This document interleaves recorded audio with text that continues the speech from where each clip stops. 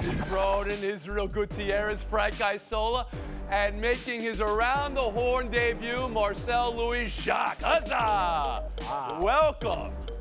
Today, the hot San Francisco Giants, the red-hot Cincinnati Reds, the red-hot Luis Arraez, although that is redundant, and his Dalvin Cook, DeAndre Hopkins package deal story. Let's go. I'm here too. Give me some points. Let's go. The South Florida panelist thing by me. Getting points for just showing up. Marcel Louis-Jacques comes to us from Miami, Florida. He covers the Dolphins for ESPN's NFL Nation. Sacramento raised, Arizona State forged, and he's Cronkite School, so forks up. Also has covered college football and the Bills and the Panthers for the Observer. So that's about 10% of the league. He's got covered already. You guys are in trouble. Marcel, you've got 7 seconds. Tell us your life story. Leave nothing out. I mean, every barbershop debate, every living room argument, every phone call with my dad has led to this exact moment. So no nerves over here, All right, baby. no nerves, Like but you know how the show works, right? You get a mute. There it is, your first mute button. Let's go around the horn. We start with baseball. We're going streaking. The Cincinnati Reds, the hottest team in the majors. 9 straight wins, 9. And now in first place in the NL Central. And Joey Votto is back and bombing. The San Francisco Giants, a giant awakening. 8 straight wins. Yaz, walk-off splashing. What a way to win their 8th in a row. So it's the debate of the day. Which team do you believe in more? And we'll start with the rookie. Around the horn to Marcel Louis-Jacques. I think I'm morally obligated to admit that from like 2010 to 2017, I had a San Francisco Giants debit card. So I'm going to follow my heart here and say the Giants. The past decade, they've been synonymous with overachieving. So I don't really care what the analytics say, the WAR says, the advanced stats. I've been conditioned to believe that when my head says no, the San Francisco Giants say yes. No disrespect to the Reds. Good team, cool ballpark. Giants, better team in my opinion, and the better ballpark. That's a unmitigated fact. So the Sacramento Native goes with San Francisco to start the show. Frank Isola, please. Who do you believe in more, Reds or Giants right now? Marcel, let me be the first to say I don't know what you're talking about. You have to be talking about the Cincinnati Reds. Here's a team that last year lost 100 games. If they win the division, and that's a weak division, first team in 123 years, that's a long time, to go from 100 losses to winning a division.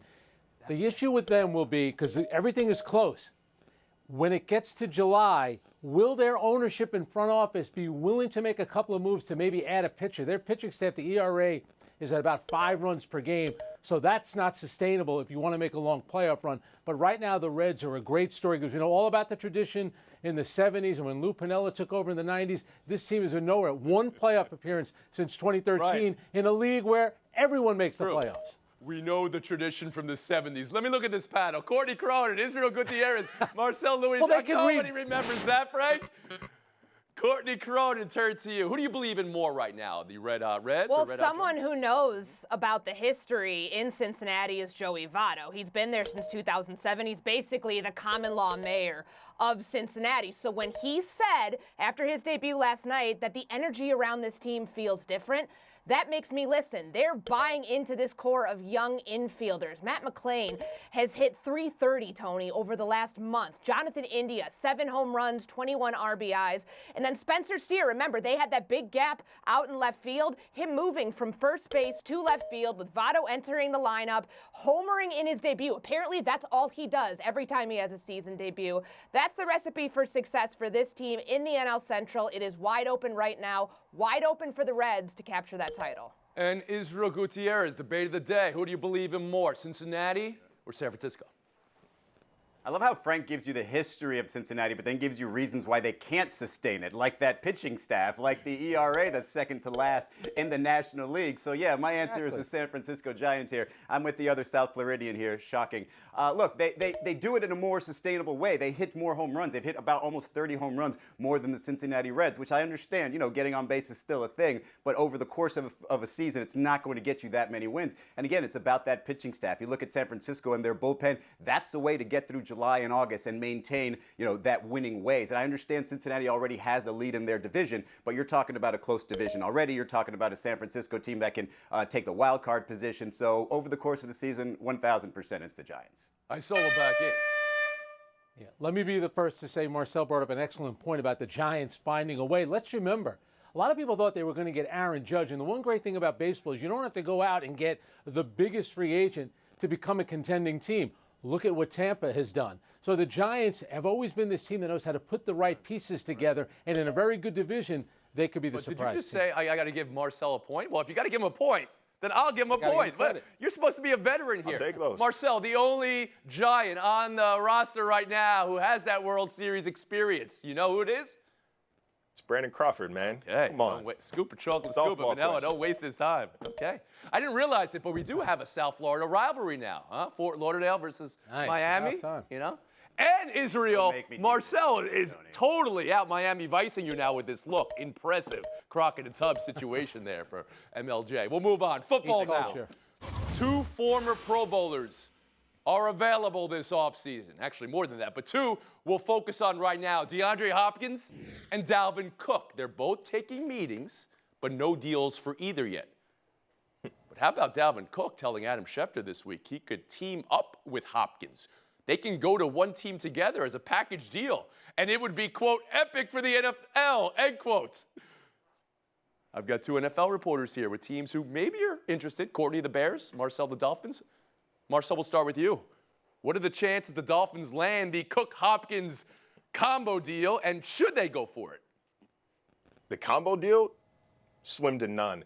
There's no role for DeAndre Hopkins on this Dolphins team. They've already got Tyreek Hill. They've already got Jalen Waddle. They're both 100-target receivers, 1,300-plus yard receivers. How many targets could possibly go around? So no, but with $13.5 million in cap space left, there is a shot that they get Dalvin Cook. The only issue, they re-signed Raheem Mostert to a 2-year deal. They re-signed Jeff Wilson to a 2-year deal and drafted Devon Achane in the 3rd round. It's a stacked running back room right now, and they're more than happy to go into the season as is. So if Dalvin Cook wants to bring his price down, let's say $4 to $6 million, a little hometown discount.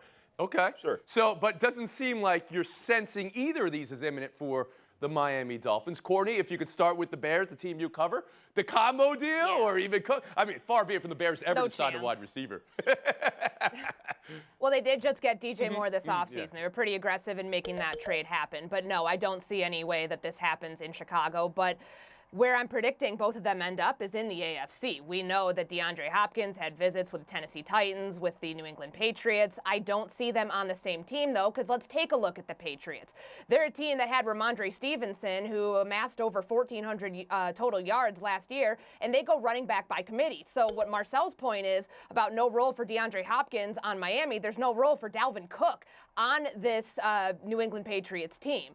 Separately, I think that Hopkins ends up in New England, and with Cook down in Miami, it upgrades the 25th ranked run offense from last year. You don't have to just wait for guys to have another year in this system, which we have heard is a pretty complicated scheme for guys to pick up. Miami has to go all in right now to boost their offense. They're already $32 million over the cap in 2024. Now's the time to make that move. Okay, so you're seeing a path there for Miami and Dalvin Cook. Israel Gutierrez, bring you in here.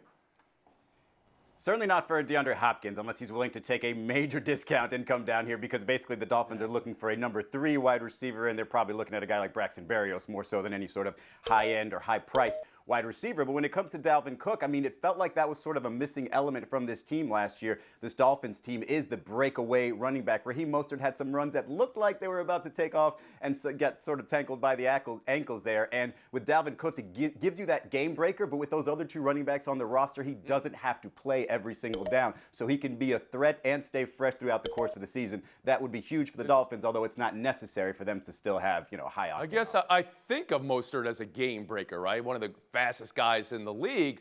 But the question is he going to be healthy all year? And then maybe running back by committee will work for Miami. I'm going to bring Frank Isola in here on the idea of a combo package deal, a happy deal here for both Hopkins and Cook. Nah. I mean, unless they want to take massive pay cuts. Dalvin Cook in Miami would be good. But if I'm DeAndre Hopkins, I'm sitting back thinking, all right, I'm flattered that you think the two of us would be great together. I'm an independent contractor. I've only played 19 games. You would think that way, Frank, yes. It's been a bit dysfunctional, the two places I've been. I need to go to a stable environment and kind of reinvent myself to some degree. I think that's one of the reasons, even though the quarterback situation in New England isn't great, I think for him it's still a good situation. Corny back in. Dalvin Cook said on Adam Schefter's podcast that the money will come. He wants to raise a Lombardi trophy. I covered him for 5 seasons in Minnesota. He played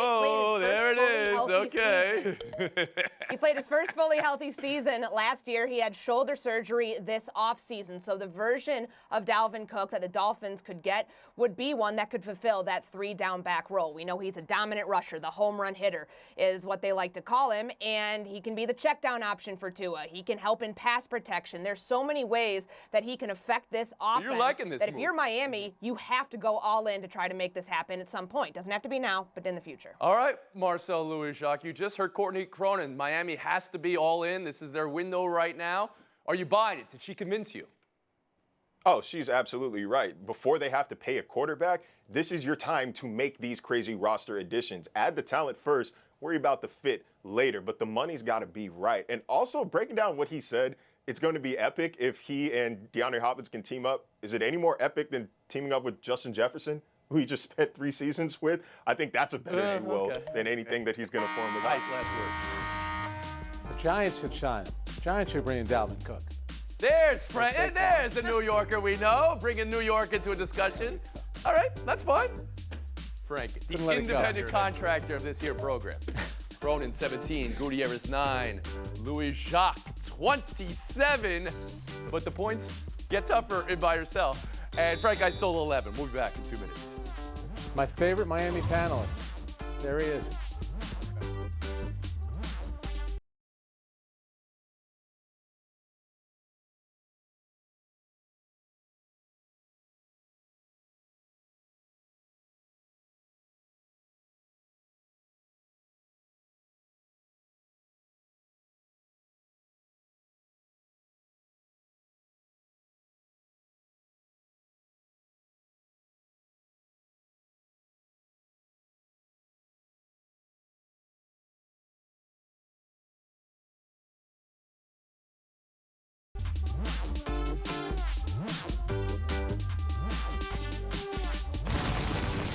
NBA now, and I want to get your take on a report from Jake Fisher, Yahoo Sports, that the Portland Trail Blazers are considering preparing a package to make a deal with the Miami Heat for Bam Adebayo. This is not sending Lillard to Miami. This is Operation Improve around Lillard. Even though some think it might be going the other way, let's consider Portland's perspective here. Could they send the number 3 pick to Miami? Could they bring in Adebayo? Keep Lillard happy? Frank, from Portland's perspective, what's the play? Trade number 3, build around Lillard, maybe Adebayo, or trade Lillard and rebuild the franchise? Considering his age and the contract, it's time for Damian Lillard to move on. I get it. Just like Kevin Garnett when he was in Minnesota, had to be convinced he was a loyal guy. The best thing that happened to Kevin Garnett was getting traded to Boston. The best thing that could happen to Damian Lillard is getting traded. Remember, he doesn't have a no-trade clause, but he's talked about teams like Miami or Brooklyn, and I think the Portland Trail Blazers would play ball with him to an extent to trade him to one of those Well, teams. you're selling this report today, the idea that Portland might be trying to keep him happy and get They love Adebayo. Bam Adebayo in Miami. They were close to winning a championship. Why would they get rid of Bam Adebayo? I'm not doing that. No way. Marcel? Yeah, I mean, Dame is like that guy stranded on his roof during a hurricane waiting for a miracle. God is sending you a helicopter. Get out of Portland. You get points for loyalty. You got paid for loyalty. But nobody is asking you to go to the Celtics or Sixers. Go to Miami. You can still win without people looking at you like you just joined the Prime Warriors. He's sending you a helicopter, Dame. I'm begging you, please take So it. you're selling this idea of Adebayo to Portland to play with Lillard in Portland. Israel, what should Portland's play be here? Well, this is the play. I mean, when he said on a podcast, hey, Bam's my guy, I'd love to play with Miami, Portland says, fine, we'll just bring him here. Now, the problem is your trading partner is never going to do that. Like, if you send Jimmy Butler and Pat Riley the number 3 pick, they're just going to throw it right back at you and say, no thanks, we'll keep Bam. So, yeah, this is Portland trying to do right by Lillard, but it feels like a last-ditch effort where he's going to say, oh, none of that worked. All right, let me get out of here. Courtney Cronin. Lillard has been loyal, Tony, but he's also been pretty vocal that he does not want to be part of a rebuild. Think of the players that might be available to them at number 3 should they stay there. Scoot Henderson is 19 years old. Brandon Miller is 20 years old. Neither of them are ready to contend right now or to help this roster, so I think the best thing you can do for Damian Lillard, help him get out of his own way. Send him to Miami. The cost is going to be pretty significant, more than the Bradley Beal thing, because he doesn't have the no-trade clause, so he can command a lot more in return, give Portland the assets it needs to rebuild. Remember, they've only made it out of the first round of the playoff one time in the last 7 seasons. It's time to hit the rebuild button in Portland. Frank, gut check. Where's Lillard playing game 1 of next year? I think it's going to be Miami. I think Tyler Hero would likely be involved. What you love about Miami and Pat Riley, they were close to winning a championship. Right away, they're looking to improve, while everybody else says, oh, let's try to run it back next year. They don't think like that in Miami. I like that. Marcel? Yeah, I got to agree, and hopefully I can be in the stands too for that game. It's going to be an exciting team. They ran into a buzzsaw in the Denver Nuggets, but being so close to an NBA title, you don't blow that up. Well, they ran it back last year to this year, so they probably should do something different next year, right? But I do think that Damian Lillard on that team would make them championship probably favorites, We'll at least on. final favorites in the Eastern Conference. Chris Paul, Washington Wizard for now. I think you all believe he's going to be playing somewhere else next year, but told the New York Times how he found out about the trade. He was on a plane, got a text from his son, said he was surprised and that Matt and Isaiah wanted to go in a different direction.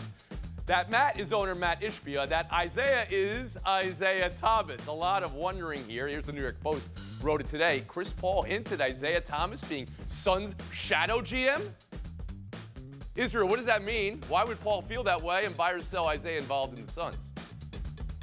I'm not really sure why he would be surprised. We've had discussions since their season ended about him possibly moving on and ending up with an LA team. I think the Isaiah Thomas stuff, just because of the name and because of the way he sort of executed things in Toronto, maybe in New York, people don't love him as an executive, but there have been people that have done a lot worse, including the sexual harassment stuff, that have been giving a second chance. So if he's doing it secretly and eventually will be named some sort of GM, okay, it's probably not fair for James Jones, but for everybody to be shocked by it, I'm not really understanding why. No one should be shocked by it because Isaiah Thomas is on the board of directors of United Wholesale Mortgage, which is Matt Ishbia's company. I caution the Phoenix Suns here, though. You don't want someone, despite his front office track record, which was a disaster, an abject failure with the New York Knicks. You have a lot of important decisions to make this offseason, particularly around DeAndre Ayton. I wouldn't want the guy who signed Jerome James and Jared Jeffries to full mid-level exemption contracts to be the guy in the ear of my owner come decision time. I'll never live that down. And Frank Isolo, your read on this?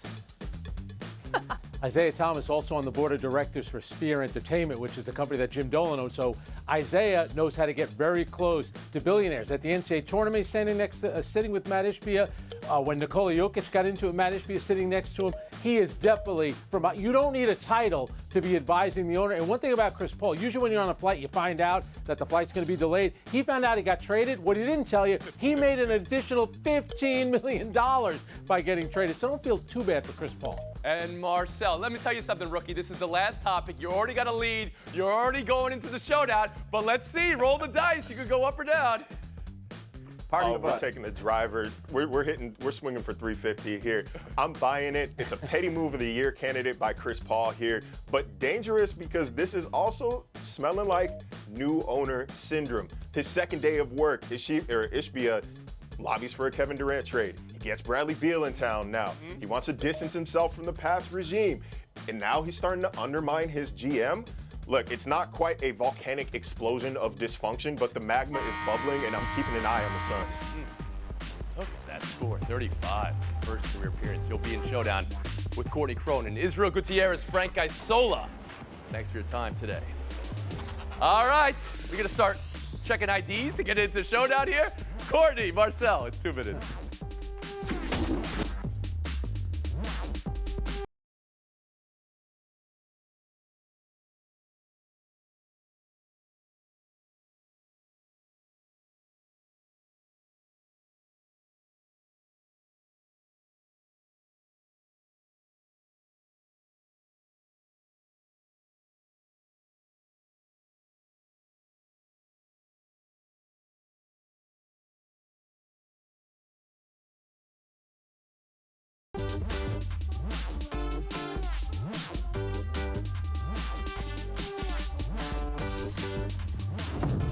defending Rookie of the Year on Around the Horn, Courtney Cronin versus Marcel Louis-Jacques in Showdown. Good luck. June 20th, and Luis Arraez is back at 400. 5 for 5 again last night. Third time this month he's gone 5 for 5. Miami also streaking. 5 straight wins and wild card 1 right now in the NL. Courtney, are you believing in this Arraez 400 run? And also, could a non-slugging player be the most valuable in the NL? Tony, remember last year when we would break in every time Aaron Judge was at the plate? Imagine if Luis Arraez is hitting 400 come September. That would be the first time somebody's done that since Ted Williams before World War II. I'm absolutely believing it. You're believing it. How about you, Marcel? Hey, and beyond the historic element, he's going to make baseball fun in Miami. You saw the World Baseball Classic. This city wants to love it, but the Marlins haven't deserved it. Hopefully he can keep this up. Wild card 1 right now, even though they don't score as many runs as they allow. It was a pretty great trade for Arraez. Who knows? We'll split the point, move on. Diamondbacks 9, Milwaukee 1. Another easy Snakes win last night. And here they were up 7 in the 8th inning when Lourdes Gurriel Jr. was doing sandcastle building in the dugout. Marcel, fair or foul? It's fair. It's 8-1 in a 8-1 game in a 162 game season. If he wants to show off his engineering prowess, I say more power to him. He did his part. He had a 2-run single in the first inning. And Tony, you have kids. You know how much fun it is to destroy sandcastles. That's what I want to do here to Marcel Sandcastle on his first show. Whoa, wow, that is pretty good. I'll give you a fire. But we're giving the point in game and FaceTime to the rookie. Congratulations, Marcel Louis-Jacques. Tucked away off by I-80 in Sacramento, California is Valley Christian Academy. Average enrollment, 115 students a year. I was one of them, class of 2010, graduated with 29 kids. But what it lacks in enrollment, it makes up for in athletic prowess. 100 athletes to the next level, 40 division titles, 13 section titles. Shout out Valley Christian, this one's for you. And as always, great day to be a Lion. Wow, light the beam. What a great rookie performance. Don't be a stranger.